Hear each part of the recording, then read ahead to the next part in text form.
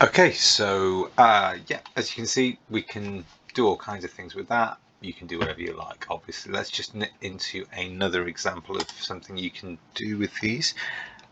This is just an image we've come up with, and we're going to add let's just remove the lock there, add a mask.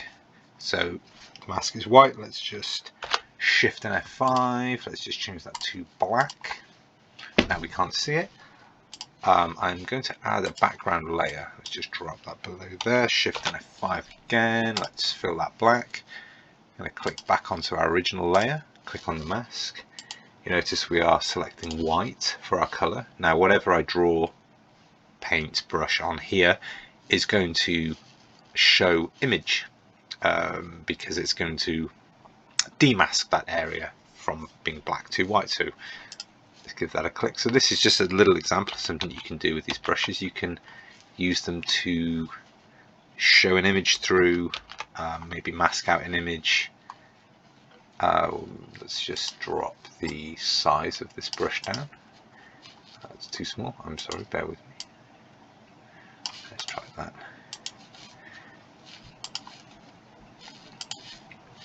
And then we can choose a different brush. That is number 6. That's a pretty cool one. Let's try number 7, see what that looks like. It's a large brush size there for us. And then what you can also do, just hit X, flip us back to black, and you can start reversing the process of what we've just done. So you can trim out areas. Just zoom out a little bit there. And just again flip back. And I mean, I don't like having these edges broken here. If we wanted to use this for something, it would be a little difficult. So let's just try to rotate our brush over. Let's go the other way. Bear with me. There we go. Hit X, so we want black. And we can start trying to paint the top of this back out again. And then the other thing you can do is you can change the opacity. So let's drop down to about 67% there. Let's just change our size down, 1000, there we go. And obviously the smaller the brush size, the more detail we're going to see per square inch, let's call it that, per pixel. So we can you know, really see some of the little details in here in the smoke texture. Look at that, it's beautiful, isn't it? Okay, let's try another brush. Let's jump onto brush number 8. Let's drop the size to around 1,500.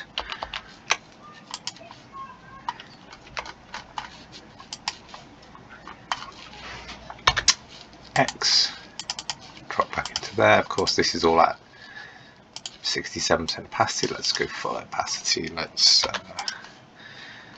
you know, knock that in there. Let's do apologise. Brush number 3. What have we got there?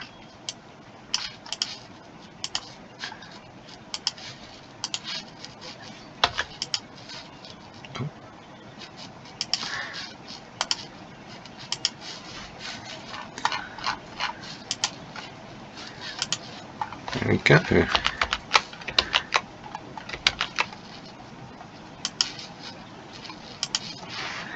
And of course, to avoid too much repetition, you want to be changing brushes and you want to be changing sizes.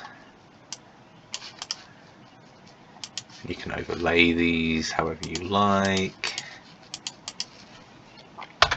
You can use the sort of inverse of the brush to cut and add texture. There we go. So look guys, these are on sale on Etsy on our store. They are like £2.50, about £2.49 I think. That's cheaper than a cup of coffee, that's cheaper than a pint, that is cheaper than a sandwich, and you get to keep them forever, and you can do all of these amazing things super easily. So why not head over, pick one up, why not let me know what you think.